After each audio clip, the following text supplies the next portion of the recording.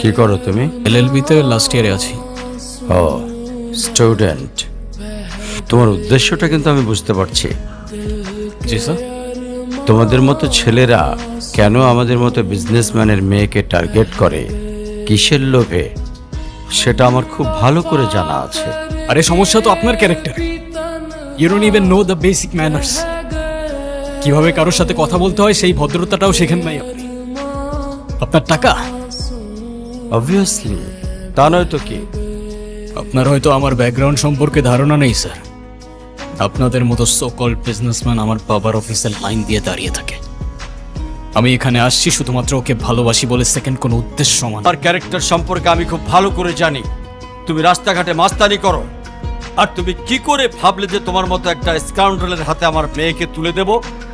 বাসায় ডেকে আনছেন অপমান করতে। আপনি মোর নয়েজ। जिसने